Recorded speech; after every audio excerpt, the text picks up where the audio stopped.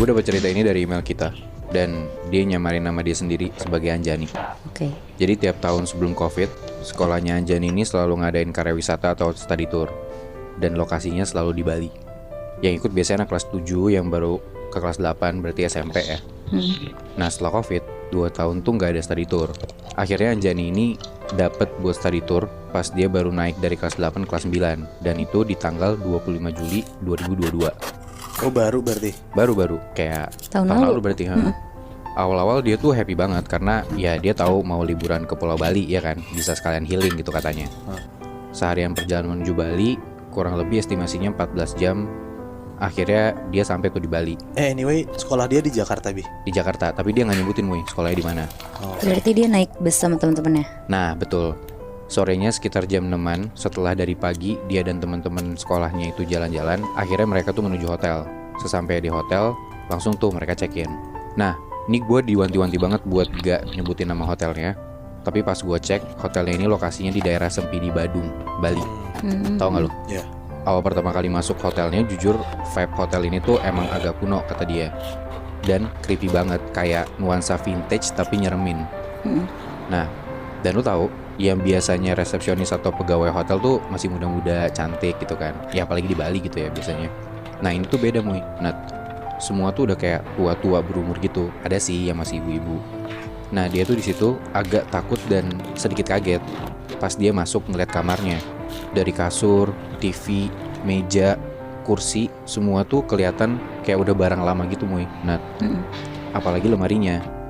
Dan yang paling gak banget tuh si Anjani bilang kalau dinding kamarnya tuh pakai keramik yang biasanya dipakai buat kamar mandi.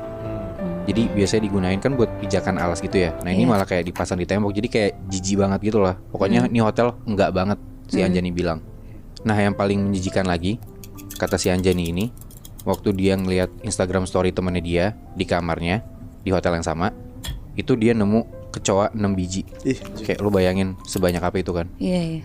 Nah tapi besokan harinya, waktu dia mau mandi dan kondisinya tuh udah mau nutup pintu toiletnya setengah, dia tuh ngeliat ada kecoa. Jadi kayak ya dia sontak kaget dan gak berani mandi. Akhirnya dia mutusin buat mandi di kamar temennya. Oh ini berarti satu kamar satu orang, Bi?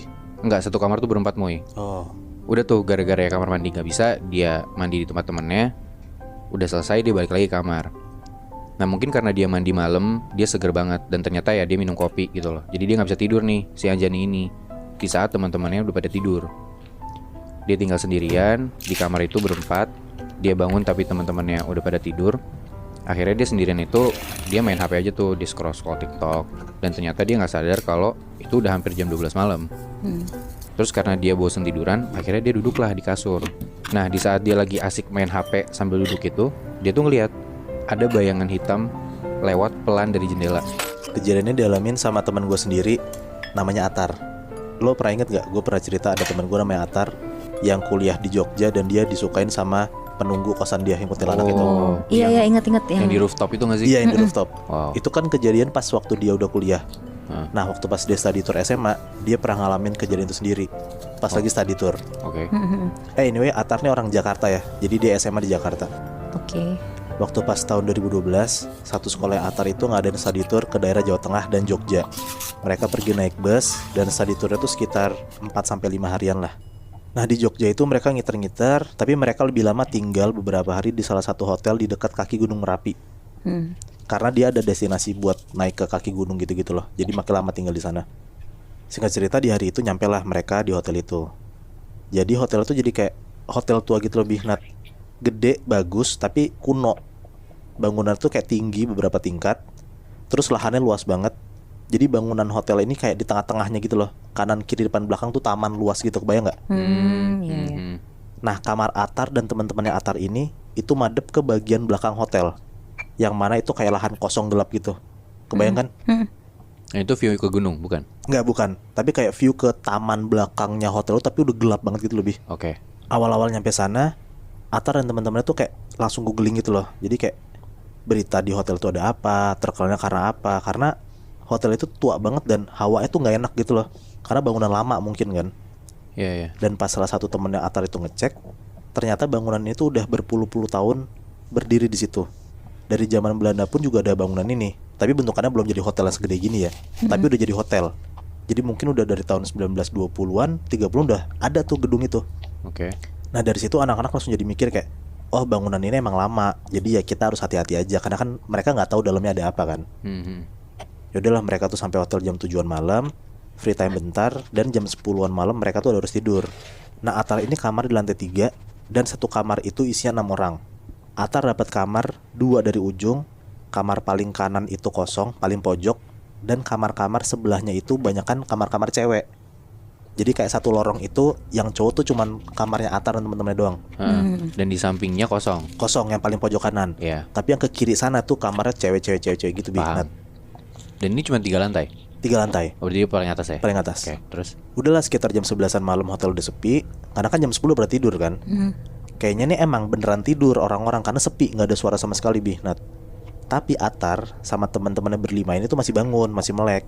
Mereka bercanda-canda, ketawa-tawa. Sampai salah satu temannya Atar ini, sebut aja namanya Bismo, ngidein buat ngisengin kamar cewek-cewek. Setuju tuh cowok-cowok tuh ngisengin kamar cewek-cewek kan.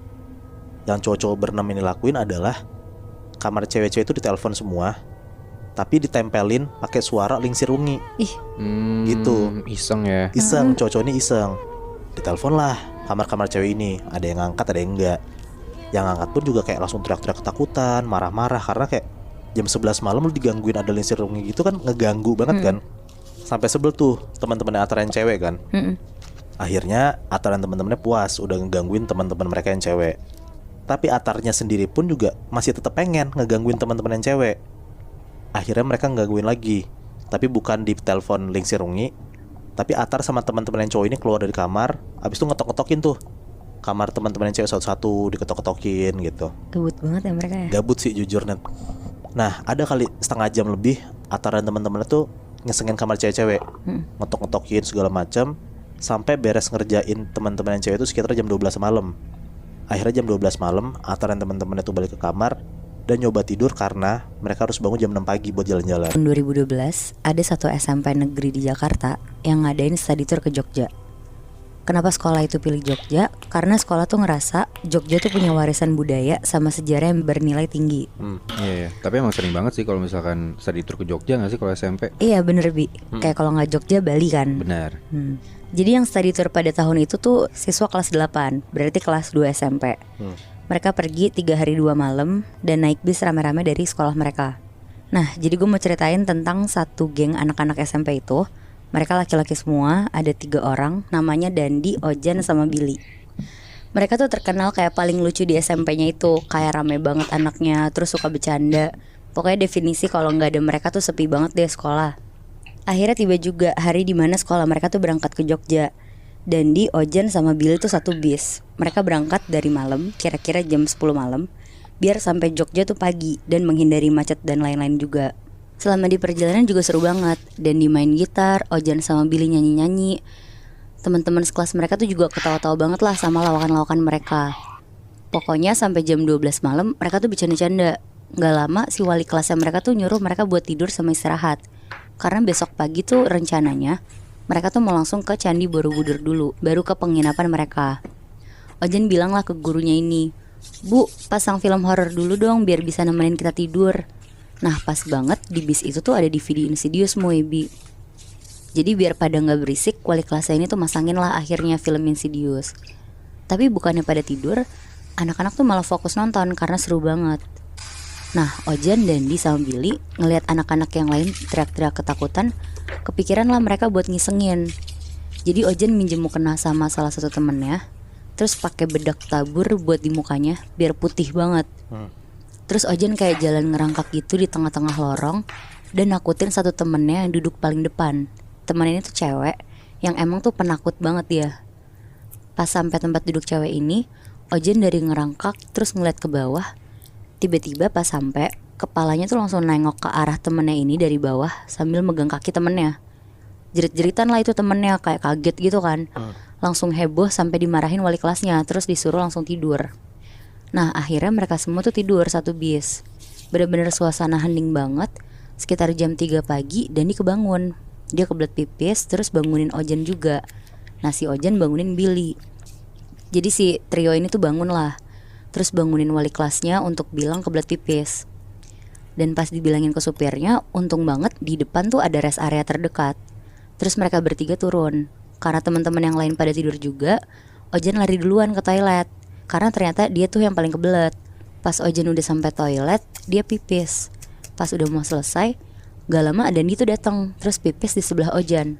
Ditanya sama Ojan, "Billy mana, Di?" Terus Dandi diem aja. Ditanya lagi lah sama si Ojan, "Di, Billy mana? Buset deh, budek lu." Gak lama Dandi pindah jadi pipis di bilik toilet. Karena tadinya pipisnya di tempat pipis cowok yang banyak itu tuh, yang apa namanya? Urinoir. Nah iya bener itu, Bi. Terus karena Ojan kesel dikacangin, dia bilang, "Ya udah gue duluan ke bis deh." Pas Ojan keluar dari toilet, di depan tuh ternyata ada Billy sama Dandi lagi ngerokok depan toilet.